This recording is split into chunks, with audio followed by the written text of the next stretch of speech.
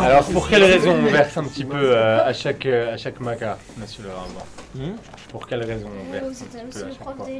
Ouais. Symbole. C'est une bonne question, ça. Symbole. C'est une des réponses données, c'est que c'est un souvenir des 2 500 000 juifs qui ont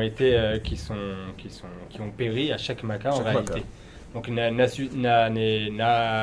survécu que un cinquième qui est sorti. 600 000 sur qui ont été tués, mais notamment, ils ont été a priori tués pendant Rocher. Mais nous on a appris que c'était Rocher. Alors, le Midrash dit qu'à chaque maca, il y en a eu une partie. Comment c'est possible que ça n'arrivait pas à Goshen? Non, on a dit Rocher, on a dit.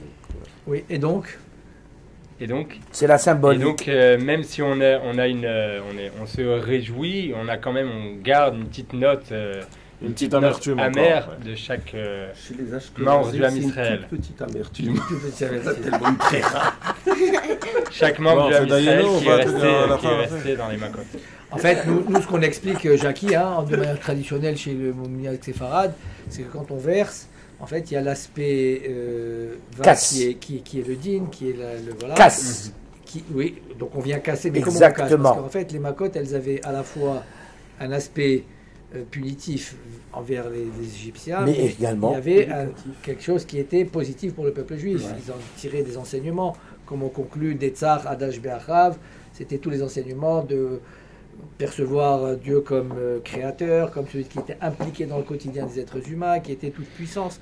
Donc c'était à la fois des punitions pour les Égyptiens et à la fois des enseignements pour le peuple juif. C'est ce mélange des deux l'eau et le vin fait pendant ce rituel.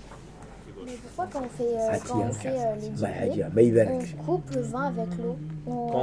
Quand on fait les 10 macotes, on verse du vin et de l'eau en même temps. Alors ça c'est une question qui s'adresse à la tradition séfarade.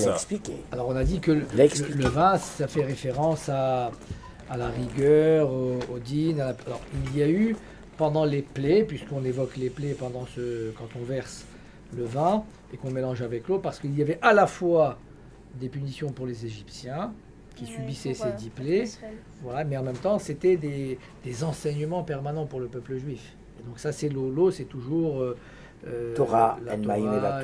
Ça évoque les enseignements et ça rappelle la spiritualité, même l'aspect pur des choses qui était aussi positif pour le peuple juif. Donc c'est ce mix, tu vois, qu'on mélange pendant que l'on verse ce qui s'est passé pendant les 10 plaies.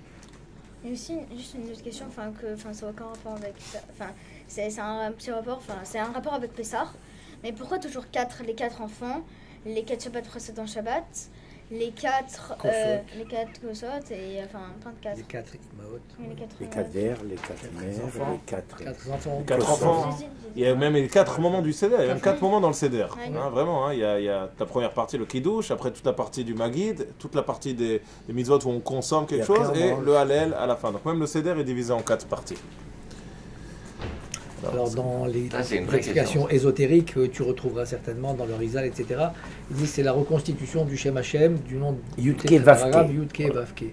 Voilà, c'est toute cette réalisation qu'il va falloir arriver à réaliser, on va dire, la toute-puissance divine et l'origine totale des choses qui est ramenée à Kadosh Baruch Hu à travers ce nom d'Hachem des 4 lettres Yud-Ke Vav-Ke. Et un jour, je donnais un cours sur la Haggadah à des personnes et il y avait un homéopathe qui m'a expliqué qu'il y a 4 catégories de personnes dans l'homéopathie. Alors j'ai oublié, il y a ceux du feu, le rachat, le chacham. Et ça correspond à la personnalité décrite dans la Haggadah. C'est très intéressant. Ouais.